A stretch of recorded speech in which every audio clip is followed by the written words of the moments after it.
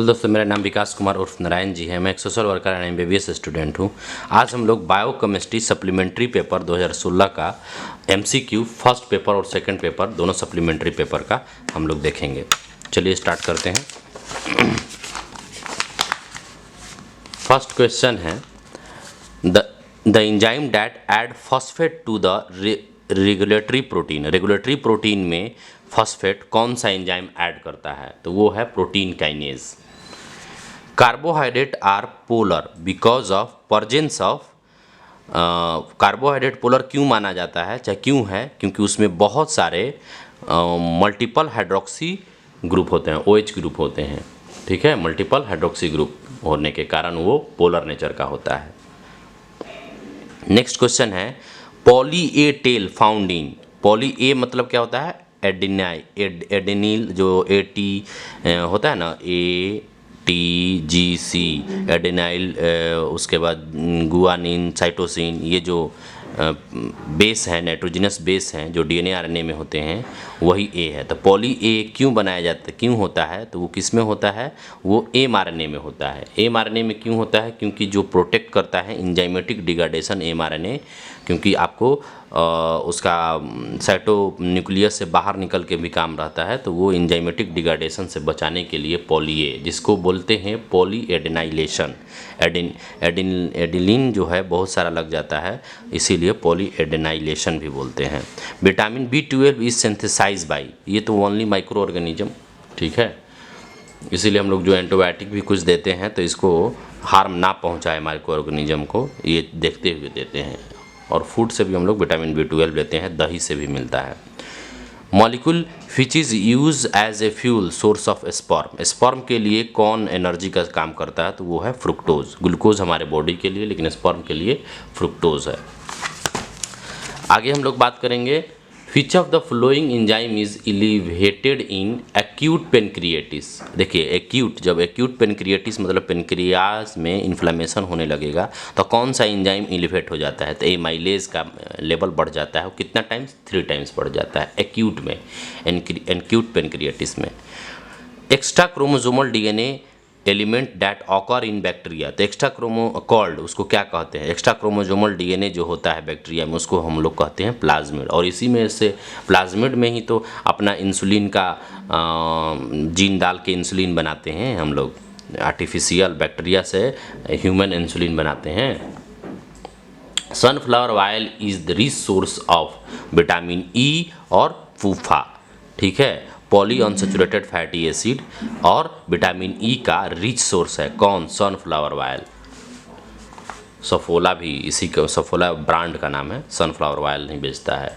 And the flowing amino acid contain sulphur. कौन amino acid है जो आपको सल्फर कंटेन करता है? ये हमारे भाई में पूछा गया था हमसे, सिस्टीन और मिथियोनिन। ठीक है, 2 MC जो है M और C, सिस्टीन और मिथियोनिन, ये दोनों सल्फर कंटेनिंग है। Bacteria are engulf by the flowing process.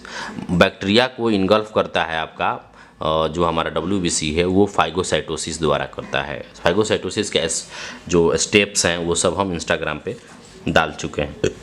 Next paper है आपका पेपर 2, सप्लीमेंट्री ही है, 2016 का ही है। पेपर कोड भी दिया हुआ है यहाँ पर। Cobalt is essential constituent of which vitamin. Simple सी बात है, विटामिन B12, क्योंकि इसका नाम है साइनोकोबालामिन। ठीक है, ये काम करता है vitamin B12 metabolism of blood cell माने RBC और नर्व को मेटाबॉलिज्म करने में, उसको प्रोटेक्ट करने में विटामिन B12 का बहुत यूजफुल यूज़ है। Name the inhibitor of oxidative मेटाबोलाइजेशन। Oxidative मेटाबोलाइजेशन जो होता है ATP फॉर्मेशन, उसमें कौन कौन इसको इनहिबिट करता है? तो 2,4 डाइनाइट्रोफिनॉल, जिसको शॉर्ट में DNP बोलते हैं, जो येलो और क्रिस्टलाइन कलर का होता है, येलो कलर और क्रिस्टलाइन नेचर का होता है, तो ये भी इनहिबिट करता है। डाइनाइट्रोक्रिसॉल भी, डाइनाइट्रोफिनॉल भी। ठीक है, एस्पिरिन भी अगर हाई डोज में ले लीजिएगा तो ये आपका इनहिबिटरी काम करने लगता है ऑक्सीडेटिव नेचर का।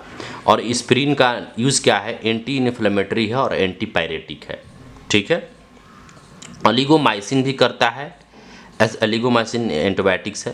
एंड एट्रासाइटलोसाइड भी, एट्रासाइटलोसाइड भी आपका करता है। तो जैसे देखिए डीएनपी का स्ट्रक्चर दिया हुआ है, हाइड्रोक्सी ग्रुप है, 2 है दूसरा पोजीशन पे और चौथा पोजीशन पे नाइट्रो ग्रुप लगा है। डाई नाइट्रोक्रिसॉल क्या है, तो क्रिसॉल इसमें OH और CH3 को क्रिसॉल बोलते हैं।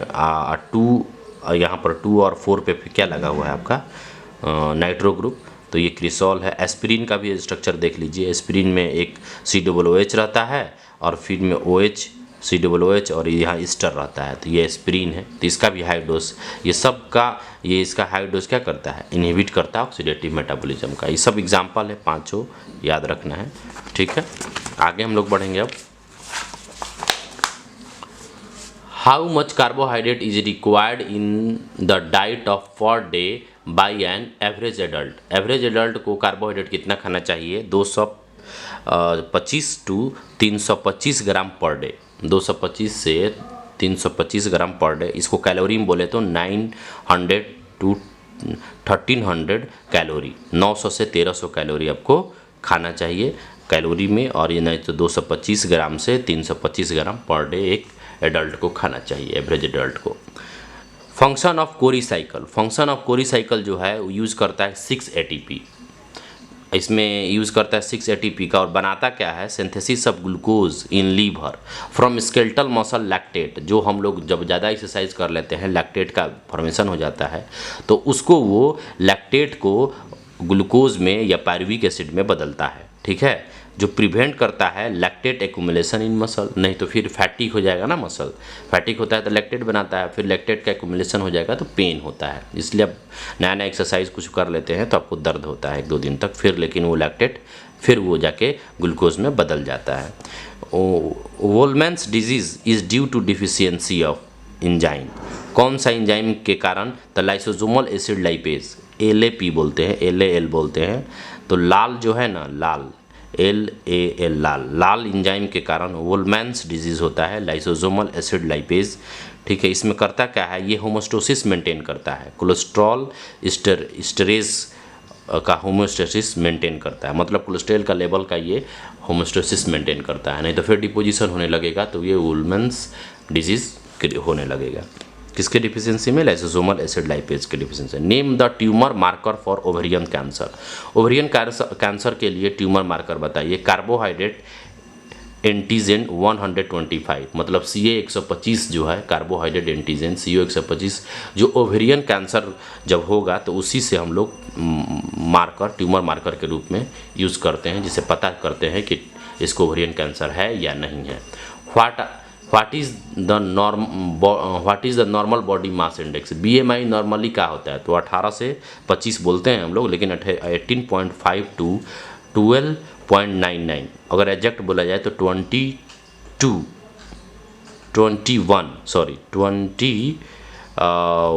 या 22 के आसपास जब रहेगा तो आप एग्जैक्ट फिट है, ठीक है। The concentration of HbA first AC reflect the means of glucose concentration of how many week.